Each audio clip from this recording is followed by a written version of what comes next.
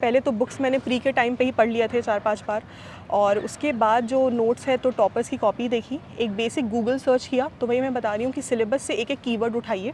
देखिए, मैं ये कहूँगी यूपीएससी एक ऐसा एग्ज़ाम है जहाँ सभी इक्वल है। तो चाहे मैं मिरांडा से पढ़ी हूँ और या कोई 10th फेल हो, हम दोनों इक्वल है। मुझे भी 4th अटैम्प्ट लगे और शायद कोई बिलो एवरेज स्टूडेंट होगा जो फर्स्ट अटैम्प्ट में क्रैक कर ले। एथिक्स के पेपर के लिए भी मैंने वहीं से हेल्प ली है। एथिक्स के लिए एग्जाम्पल मैंने खुद से बनाए थे न्यूज़पेपर से, 1 साल कंटिन्यूसली मैंने एग्जाम्पल्स कलेक्ट किए। Hello everyone, welcome to student of friends. अभी हमारे साथ हैं प्रेरणा सिंह मैम, जिनका यूपीएससी में 271 रैंक के साथ सिलेक्शन हुआ है। ये मैम का 4th अटैम्प्ट था और जो मैम का ऑप्शनल है वो सोशोलॉजी है। सो आज हम मैम से उनकी जर्नी डिस्कस करते हैं। और मैम जो आरसी है जामिया का रेसिडेंशियल जो कोचिंग है, जो कि स्टूडेंट सिलेक्शन लेते हैं उसमें उनको फ्री कोचिंग प्रोवाइड किया जाता है आई थिंक। तो मैम यहाँ पे रहकर तैयारी करी है मैम ने, लास्ट ईयर ही आ गए थे। उसके पहले के अटैम्प्ट्स आई थिंक आपने सेल्फ स्टडी से दिए थे। जी। ओके, सो मैम से डिस्कस करते हैं। मैम सबसे पहले आप अपना एजुकेशनल बैकग्राउंड बताइए। मैंने बीए ऑनर्स सोशियोलॉजी में किया है मिरांडा हाउस से। उसके बाद मैंने मास्टर्स किया है सोशल वर्क में फ्रॉम जामिया मिलिया इस्लामिया। फिर मैंने काम किया है वेदांता के साथ एज एचआर। तो 1 साल के करीब काम किया मैंने। उसके बाद 2020 में जॉब छोड़ के फिर यूपीएससी की प्रिपरेशन शुरू की थी। ओके, सो यूपीएससी की प्रिपरेशन आपने जॉब वगैरह छोड़कर क्यों करी? क्या ऐसा मोटिवेशन था आपका? देखिए, जॉब छोड़ने का तो एक मोटिवेशन ये था, एक्चुअली मेरी मम्मी की तबीयत काफ़ी ख़राब रहने लगी थी, तो मुझे लगा मुझे उनके साथ घर पे रहना चाहिए। और जब जॉब छोड़ दिया एक बार, तो यू थिंक कि what do you want to do in your career. एक कॉर्पोरेट का एक्सपीरियंस था, बट मुझे शायद कुछ और चाहिए था। तो यूपीएससी हमेशा बैक ऑफ द माइंड रहा था, and I thought that that was the right time to begin with the preparation. तो मैंने शुरू कर दिया। ओके, और फैमिली बैकग्राउंड वगैरह क्या है मैम आपका? मेरे फादर एक वेटनरी डॉक्टर थे। I lost him when I was 13। मेरी मम्मी वेटनरी डिपार्टमेंट में काम करती है गवर्नमेंट ऑफ झारखंड के साथ एज अ क्लर्क। एंड मेरी फैमिली में मैं और मेरी मम्मी है। I am a single child. Okay, so अभी आपके मदर का क्या रिएक्शन था? आपके मतलब आपके मदर अभी क्लर्क की जॉब कर रहे हैं और आप इतने बड़े पोस्ट के लिए सिलेक्ट हो गए हैं। आई थिंक पोस्ट मैटर नहीं करता है, बट डेफिनेटली खुशी हुई। It has not been easy for me और माई मदर। तो एक काफ़ी थोड़ी डिफ़िकल्ट जर्नी रही है। इसके बाद definitely this is a period of happiness, gratefulness. And हाँ, ये एग्ज़ाम काफ़ी कुछ बदल देता है। तो the kind of respect my mother is getting now in her office या नेबरहुड कह ले, वो काफ़ी चेंज हो चुका है। And I think that is the best part about qualifying this examination. Okay okay ma'am. Ma'am जैसे कि आपने जब तैयारी करना स्टार्ट करा था इसकी, तो क्या कोचिंग ली या फिर सेल्फ स्टडी, कैसे स्टार्ट किया था? देखिए, जब मैंने शुरू किया था तो मैंने कोचिंग ली थी, ऑनलाइन थी वो, but I could not complete it. मुझे उतना सही भी नहीं लगा था, एंड कोविड वगैरह आ गया तो कंप्लीट नहीं कर पाई थी। उसके बाद मैंने खुद से ही पढ़ाई की है। फ्री रिसोर्सेज अगर मैं बोलूँ यूपीएससी प्रिपरेशन के लिए काफ़ी ज़्यादा अवेलेबल है। तो इस टाइम पे रिसोर्सेज की कमी नहीं है, rather you have to segregate कि क्या यूज़ करना है और क्या नहीं करना है। तो जो भी फ्री रिसोर्सेज अवेलेबल थे, टेस्ट सीरीज़ मैंने ली है काफ़ी सारी कोचिंग से। तो टेस्ट सीरीज़ मैं लेती थी मेंस और प्री दोनों के लिए। उसके अलावा बेसिक गूगल सर्च हो गया, स्टैटिक बुक्स हो गए, तो वहीं से मैंने नोट्स बनाए थे। ये एक मंजिल है तो रास्ते भी होंगे, और एक मेंटर भी जो मुश्किलों को आसान बना दे। नतीजे संयोग नहीं होते, दूसरों से बेहतर स्कोर होते हैं। GS Score, an institute for civil services. Good career is a process, and mentoring at GS Score is driven by primarily 2 objectives. One is empowerment and another is excellence. This is what we are known for. कामयाबी की राह पर 1000 से भी ज्यादा निशान। GS Score।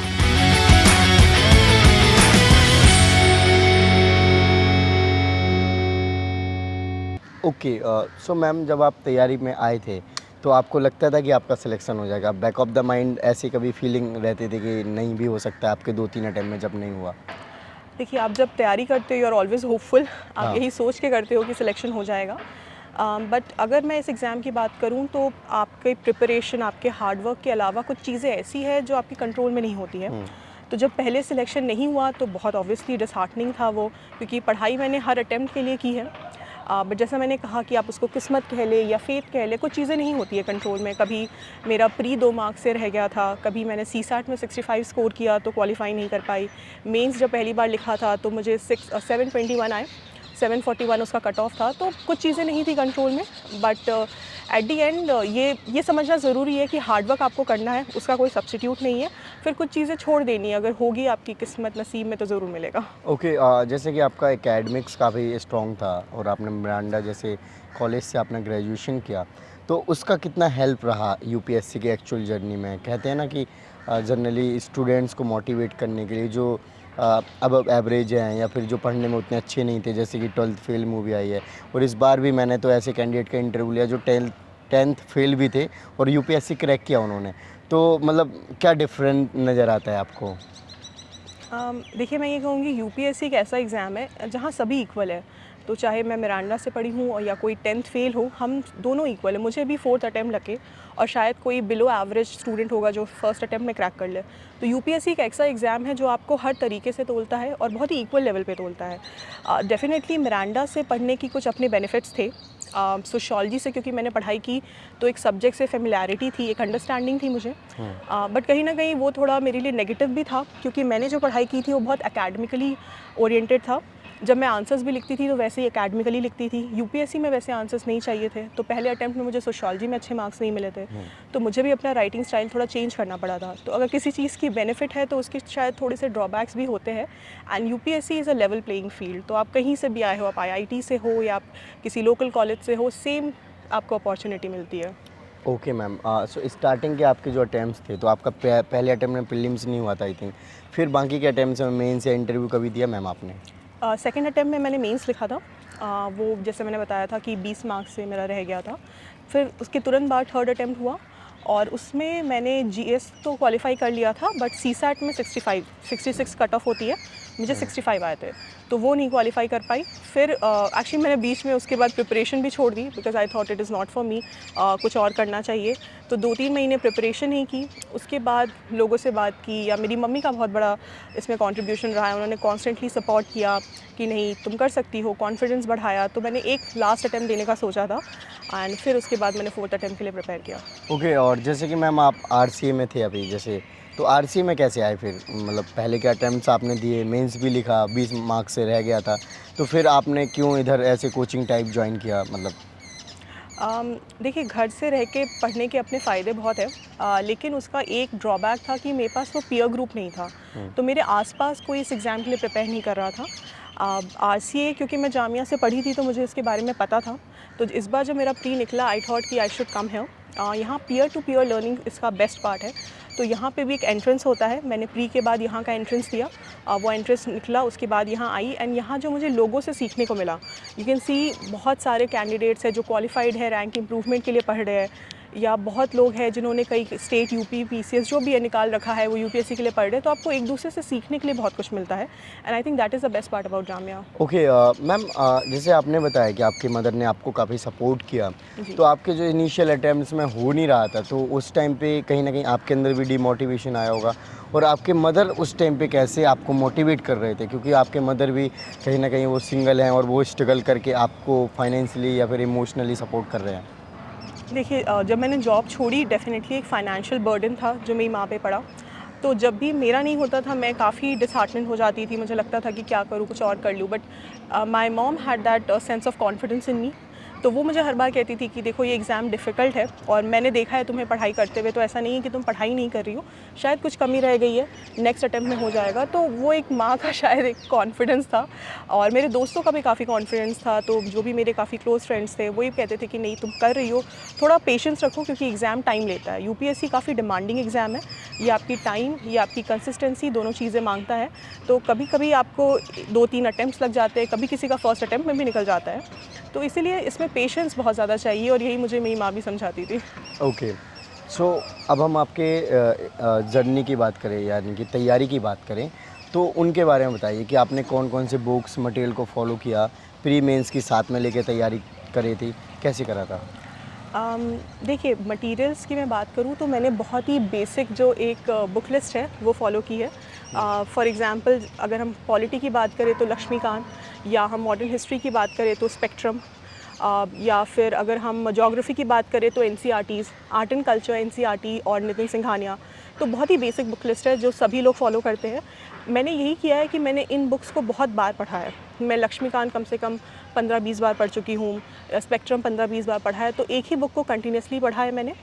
इसके अलावा अगर मैं देखूं तो कुछ फ्री मटेरियल्स अवेलेबल होते हैं या कुछ टॉपर्स के नोट्स होते हैं, स्पेशली जो टॉपर्स की मॉक कॉपीज़ होती हैं, तो उसने बहुत हेल्प किया मेंस के लिए। ऐसे कैसे लिखना है, तो ऐसे राइटिंग के लिए मैंने टॉपर्स की मतलब एक दिन जब प्री और मेंस के बीच हर एक दिन मैं एक ऐसे पढ़ती थी टॉपर्स का कि वो कैसे लिख रहे हैं, तो वो देखा है। एथिक्स के पेपर के लिए भी मैंने वहीं से हेल्प ली है। एथिक्स के लिए एग्जाम्पल मैंने खुद से बनाए थे न्यूज़पेपर से, 1 साल कंटिन्यूसली मैंने एग्जाम्पल्स कलेक्ट किए, उसको अपने नोट्स में डाला। तो कुछ चीज़ें आप कर सकते हो जो आपकी कॉपी को यूनिक बना सकती हैं ऐसे। और बाकी तो मैं यही कहूँगी कि जो स्टैटिक बुक लिस्ट है जो सब लोग फॉलो कर रहे हैं, तो वही आप कीजिए। ज़्यादा बुक्स के पीछे मत भागिए, ज़्यादा एक ही बुक को बार बार पढ़िए। ओके मैम, आपके जो पहले वाले अटैम्प्ट्स थे तो उसमें आपको क्या क्या कमियां और नज़र आईं जिनको आप बताना चाहोगे, जो कि इनिशियल अटैम्प्ट्स में स्टूडेंट्स ना करें तो जल्दी सिलेक्शन हो जाए? देखिए, एक तो मैं प्री के बारे में बोलना चाहूँगी कि प्री जो है it's a lot about your mindset. तो जब मैं ये कह रही हूँ, जब मैंने पहला अटेम्प्ट दिया था तो ऐसा नहीं था कि मैंने पढ़ाई नहीं की थी, बट वो कॉन्फिडेंस की कमी थी। तो जब मैंने पेपर खोला अपना प्री का, एंड मुझे अभी भी याद है, मुझे पहले 10 क्वेश्चंस में से एक भी नहीं आता था, तो मैं एग्जामिनेशन हॉल में काफ़ी घबरा गई कि यार इतना पढ़ा है फिर भी कुछ नहीं आ रहा है। उसके बाद मतलब 10-15 मिनट मैंने वैसे वेस्ट किए, उसके बाद पेपर सॉल्व करना शुरू किया। उसमें भी कट ऑफ से मेरे 2 मार्क्स रह गए। तो अगर मैं वो 10-15 मिनट परेशान नहीं होती, थोड़ा कामली सोचती, तो शायद आंसर्स तक पहुंच सकती थी। तो मेरा पॉइंट यही है कि प्री जो है it's lot about your mindset. आप 2 घंटा कैसे आपका दिमाग चल रहा है इस पर डिपेंड करता है। पढ़ते सभी है, जो बेसिक बुक लिस्ट है वो सभी पढ़ के जाते हैं और उसी नॉलेज से आपको आंसर्स मिलेंगे। तो ये नहीं है कि कोई पर्टिकुलर बुक है जो आपको पढ़ेंगे तभी आएगा, नहीं। जो स्टैटिक है उसको पढ़िए। करंट अफेयर्स के लिए एक सोर्स रखिए, जितना हो सकता है उतने मॉक टेस्ट दीजिए। मैंने मॉक टेस्ट बहुत सारे दिए, मैंने PYQs बहुत सारे बार बार उनको पढ़ा है, स्पेशली पॉलिटी, इकोनॉमी और मॉडर्न हिस्ट्री के PYQs। इसको बहुत अच्छे से करना है, बार बार करना है, आपको याद हो जाए वो, ताकि क्योंकि कभी कभी क्या होता है कि PYQs भी रिपीट हो जाते हैं। तो ये चीज़ें करनी है। और उसके बाद जब आप एग्जामिनेशन हॉल में जाएंगे, इस माइंडसेट से जाइए कि आपको 15-20 क्वेश्चन से ज़्यादा आएंगे नहीं। प्री का पेपर ऐसा होता है कि डायरेक्टली आपको कुछ नहीं आएगा, लेकिन जो नॉलेज है उसी से इनडायरेक्टली आप आंसर तक पहुंच सकते हैं। ओके, और मार्क्स वगैरह जैसे मैम आपके आ गए हैं, तो किस पोर्शन में सबसे ज़्यादा मार्क्स हैं आपके? एथिक्स के पेपर में मुझे 120 आया है। GS2 जो पॉलिटी का होता है उसमें 118 आया है। ऑप्शनल में मेरे 275 है। उसके अलावा मेरे GS3 में 93 है, GS1 में 86 है और SA में 106 है। और इंटरव्यू में मैम? 171 है। 171 है। सो मैम, बाकी अगर मैं आपके और एक्सपीरियंस जानना चाहूँ, क्या कुछ ऐसे टिप्स या फिर कुछ ऐसी चीज़ें फॉलो करी थी आपने जो कि आपको बाकी एस्पिरेंट से, जो कैंडिडेट हैं, उनसे आगे रखने में हेल्प किया हो? मैं अलग की तो बात नहीं कर सकती हूँ। मैंने जो ये किया है वो यही है कि प्रैक्टिस बहुत ज़्यादा किया है। तो वो जो एक डेली वाली चीज़ होती है कि मैं ये नहीं कह रही हूँ कि आप डेली 15-16 घंटे पढ़िए, लेकिन मैंने डेली 7-8 घंटे ज़रूर पढ़ाई की है। काफ़ी कंसिस्टेंट रही थी मैं इस चीज़ के लिए। न्यूज़पेपर डेली पढ़ा है, PYQs काफ़ी सॉल्व किए हैं, आंसर राइटिंग पे बहुत फोकस किया था। स्पेशली प्री और मेंस के बीच का जो एक ड्यूरेशन होता है उसमें मैंने रोज़ 3 घंटे आंसर्स लिखे हैं। ओके। तो मेरा पॉइंट ये है कि कुछ अलग करने की ज़रूरत नहीं है, कंसिस्टेंसी बहुत ज़रूरी होता है।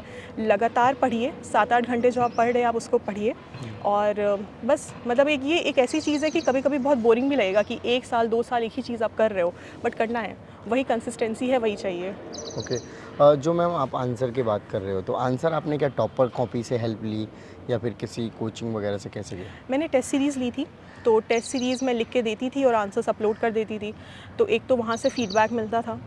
दूसरा डेफिनेटली टॉपर्स की जो कॉपी है उसको मैंने देखा है कि वो कैसे लिख रहे हैं, राइटिंग स्टाइल कैसा है कि वो लिख रहे हैं, उनको मार्क्स मिल रहे हैं। तो उस पर मैंने थोड़ा ज़्यादा फोकस किया था। ये दोनों चीज़ें मेरी सोर्स थी।